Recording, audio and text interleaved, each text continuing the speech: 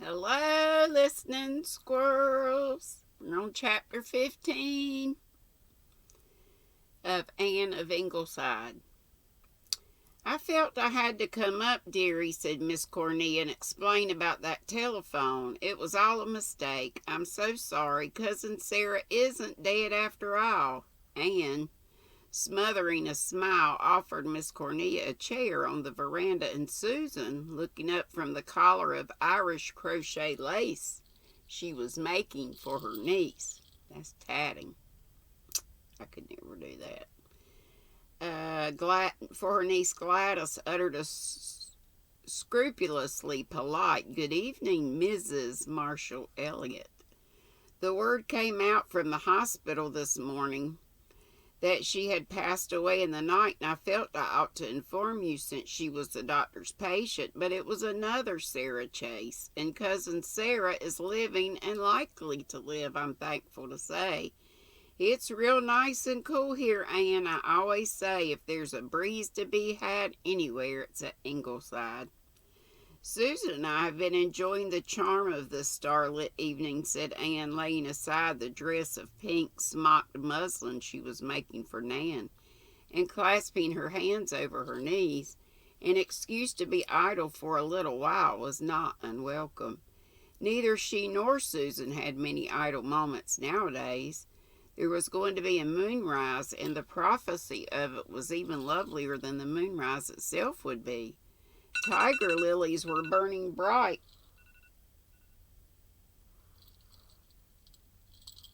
Sorry about that. Burning bright. Along the walk, and whiffs of honeysuckle went and came on the wings of the dreaming wind. Look at that wave of poppies breaking against the garden wall, Miss Cornelia. Susan and I are very proud of our poppies this year, though we hadn't a single thing to do with them. Walter spilt a packet of seed there by accident in the spring, and this is the result. Every year we have some delightful surprise like that. I'm partial to poppies, said Miss Cornelia, though they don't last long. They have only a day to live, admitted Anne, but how imperially, how gorgeous they live it. Isn't that better than being a stiff, horrible zinnia that lasts practically forever? We have no zinnias at Ingleside. I think zinnias are pretty. They're the only flowers we are not friends with. Susan won't even speak to them. Anybody being murdered in the hollow? Asked Miss Cornelia. Indeed, the sounds that came drifting up would seem to indicate that someone was being burned at the stake. But Anne and Susan were too accustomed to that to be disturbed. Persis and Kenneth have been here all day, and they wound up by a banquet in the hollow. As for Mrs. Chase, Gilbert went to town this morning so he would know the truth about her. I'm glad for everybody's sake she's doing so well. The other doctors did not agree with Gilbert's diagnosis, and he was a little worried.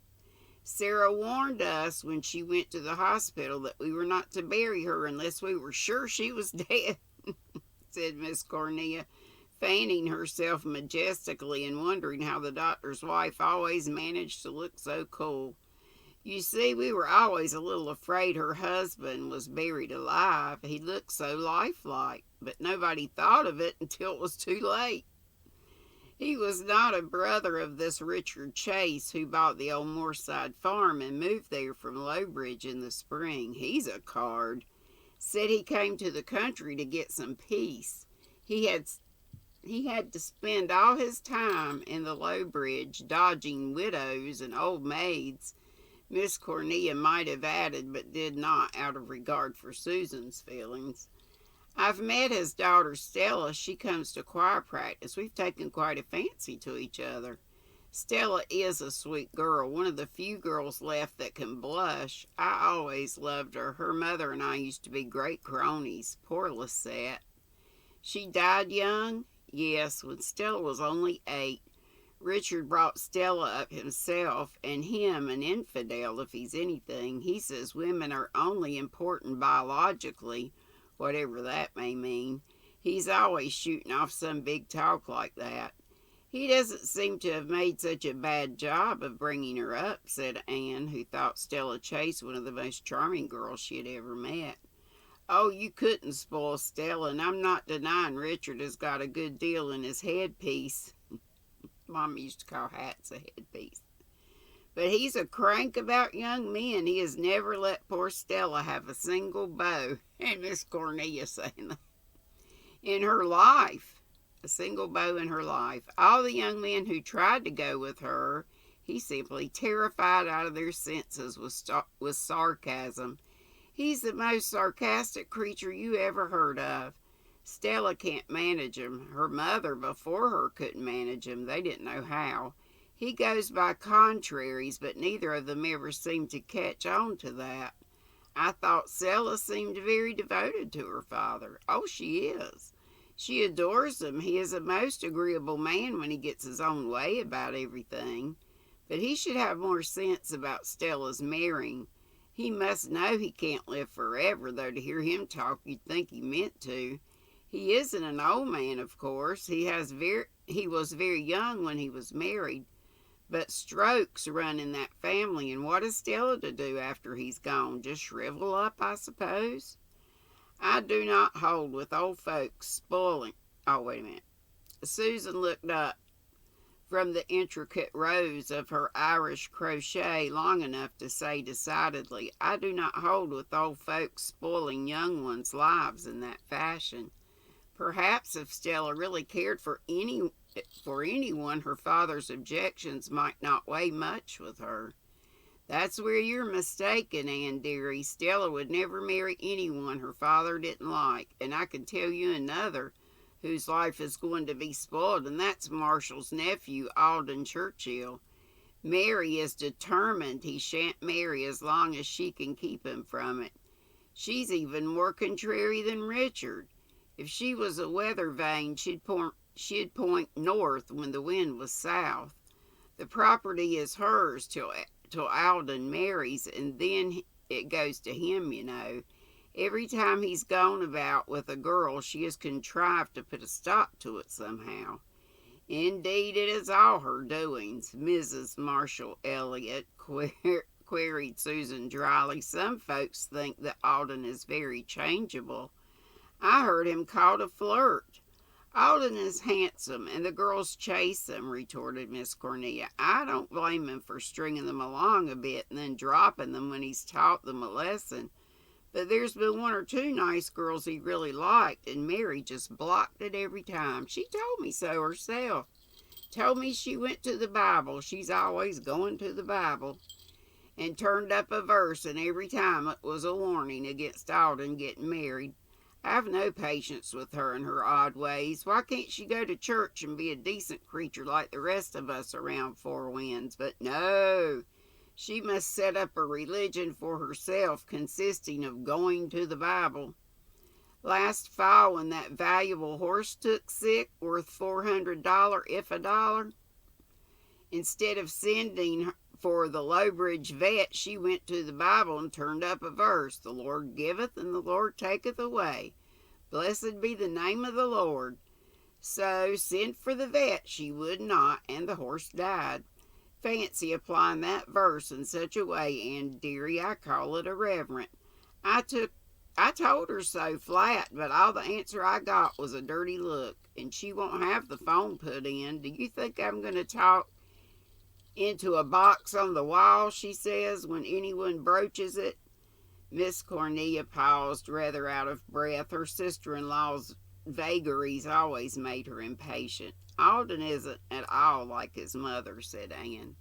Alden's like his father. A finer man never stepped, as men go. Why he ever married Mary was something the Elliots could never fathom. Though they were more than glad to get her married off so well. She always had a screw loose and such a beanpole of a girl. Of course she had lots of money. Her Aunt Mary left her everything, but that wasn't the reason George Churchill was really in love with her. I don't know how Alden stands his mother's whims, but he's been a good son. Do you know what has just occurred to me, Miss Cornelia, said Anne with an impish smile. Wouldn't it be a nice thing if Alden and Stella should fall in love with each other?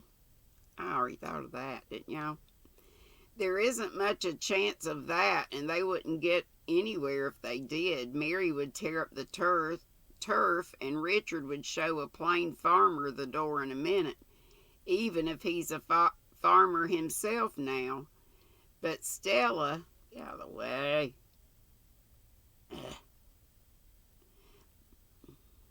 But Stella isn't the kind of girl Alden fancies. He likes the high-colored laughing ones, and Stella wouldn't care for his type. I did hear the new minister at Lowbridge was making sheep's eyes at her. Isn't he rather anemic and short-sighted? Asked Anne.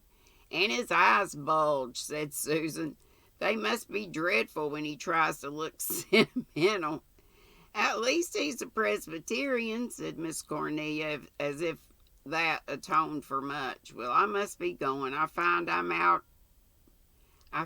if I'm out in the dew much, my neuralgia troubles me.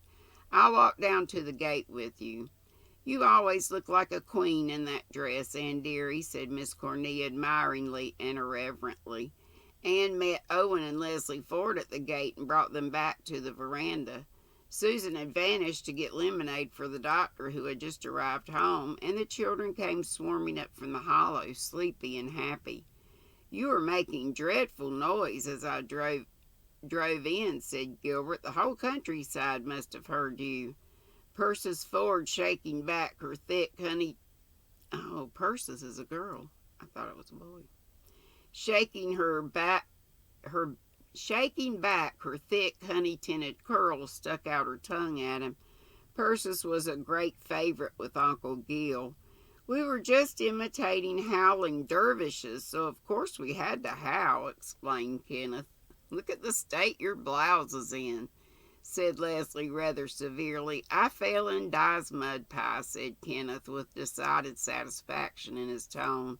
He loathed those starched, spotless blouses Mother made him wear when he came up to the glen. Mother, dearums, said Jim, can I have those old ostrich feathers in the garret to sew in the back of my pants for a tail? We're going to have a circus tomorrow, and I'm to be the ostrich, and we're going to get an elephant. Do you know it costs $600 a year to feed an elephant? Said Gilbert solemnly. An imaginary elephant doesn't cost anything, explained Jim patiently. Anne laughed. We never need to be economical in our imaginations, thank heaven. Walter said nothing. He was a little tired and quite content to sit down beside Mother on the steps and lean his black head against her shoulder. Leslie Ford, looking at him, thought he had the face of a genius, the remote, detached look of a soul from another star. Earth was not his habitat. Everybody was very happy in this golden hour of a golden day. A bell in a church across the harbor rang faintly and sweetly. The moon was making patterns on the water. The dunes shimmered in hazy silver. There was a tang of mint in the air, and some unseen roses were unbearably sweet. And Anne, looking dreamily over the lawn with eyes that, in spite of 6 children, she's got one more to go, I think. In spite of 6 children were still very young, thought there was nothing in the world so slim and elfin as a very young Lombardy poplar by moonlight. Then she began to think about Stella Chase and Alden Churchill until Gilbert offered her a penny for her thoughts. I'm thinking seriously of trying my hand at matchmaking, retorted Anne. Gilbert looked at the others in mock despair. I was afraid it would break out again some day. I've done my best. But you can't reform a born matchmaker. She has a positive passion for it. The number of matches she has made is incredible. I couldn't sleep o' nights if I had such responsibilities on my conscience. But they're all happy, protested Anne. I'm really an adept. Think of all the matches I've made or been accused of making. Theodora Dix and Ludovic Speed, Stephen Clark and Prissy Gardner, Janet Sweet and John Douglas, Professor Carter and Esme Taylor, Nora and Jim, and Dovey and Jarvis. Oh, I admit it, this wife of mine, Owen, has never lost her sense of expectation. Thistles may, for her, bear figs at any time. I suppose she'll keep on trying to marry people off until she grows up. I think she had something to do with another match yet, said Owen, smiling at his wife. Not I, said Anne promptly. Blame Gilbert for that. I did my best to persuade him not to have that operation performed on George Moore. Talk about sleeping o' nights. There are nights when I wake up in a cold perspiration dreaming that I succeeded. Well, they say it's only happy women who match make, so that is one up for me, said Gilbert complacently. What new victims have you in mind now, Anne? Anne only grinned at him. Matchmaking is something requiring subtlety and discretion, and there are things you do not even tell to your husband. That's all. So tomorrow we'll be on chapter 16. Doggone it. And I hope y'all have a wonderfully happy and crafty day. I hope you have, and you will. And I hope you'll come back and see me. Oh my gosh, 45 minutes from right this minute till tea at 3. Love you. Be sweet. Don't be ugly. Bye-bye.